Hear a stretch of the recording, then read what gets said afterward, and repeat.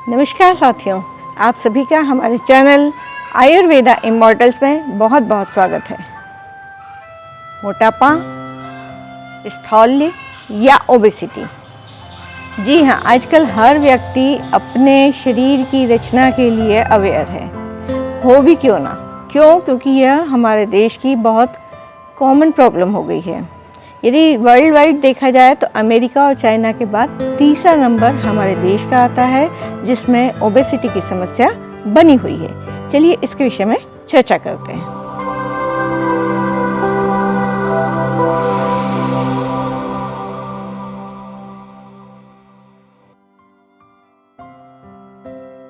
शरीर के कुछ हिस्सों जैसे पेट, नितंब, पीठ, गला, कंधों पर महिलाओं के नितंब और स्तनों के बीच चर्बी इकट्ठी हो जाती है। तो जो भोजन हम करते हैं उसमें मौजूद जो फैट रहता है वह शरीर के इन हिस्सों पर एकत्रित हो जाता है। यदि उचित मात्रा में व्यायाम ना किया जाए या फिर उस फैट को बर्न ना किया जाए तो यह धीरे धीरे उन स्थानों पर जमा होता रहता है। देखा जाए तो यह फैट दो तरह का होता है। एक बाव, जिसमें कि बाहर से जो फैट ग्रहण किया जाता है वह शरीर में इकट्ठा होता है, और आंतरिक फैट यानी कि शरीर में जो फैट संतुलित मात्रा में लिया जा रहा है किंतु शरीर के भीतर उसका शोषण और पाचन ठीक से नहीं होने के कारण यह संचित होते जा रहा है।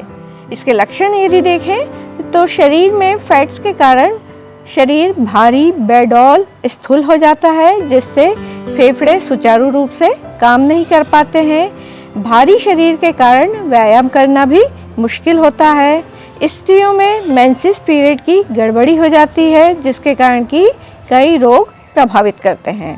तोंद निकलने पर फेफड़े और हृदय पर दबाव पड़ने से जल्दी सांस फूलती है। पाचन क्रिया निर्बल होने से भूख अधिक लगती है। कुछ नुकसान भी है, जैसे कि हृदय पर यदि फैट जमा हो जाता है तो हृदय की वृद्धि और हृदय कमजोर हो जाता है। यदि यकृत पर फैट जमा हो तो यकृत की वृद्धि हो जाती है और पीलिया जैसी समस्या होती है। किडनी पर हो तो यूरिन में शुगर आती है। मेल और फीमेल की फर्टिलिटी पावर भी प्रभावित होती है। शरीर में यदि एडेमा है, यानी कि एडेमा यानी ऊतकों के नीचे यदि द्रव जमा हो जाए जिसके कारण कि सूजन आ जाती है, यदि उसे चेक किया जाए तो सूजन वाले स्थान पर यदि उंगली से दबाते हैं तो वहाँ कुछ देर के लिए गड्ढा बन जाता है और वह गड्ढा थोड़ी देर में नॉर्मल आता है। जबकि ओबेसिटी वाली स्थिति में ड्राइनेस रहती है और त्वचा कोमल और स्वच्छ होती है। तो ध्यान रखिए, आपको कहीं ओबेसिटी तो नहीं है या एडेमा तो नहीं है। इसको रिकॉग्नाइज करें और फिर इसकी जो निदान है वो हम हमारे अगले वीडियो में देखेंगे। तब तक के लिए आगे जाएंगे।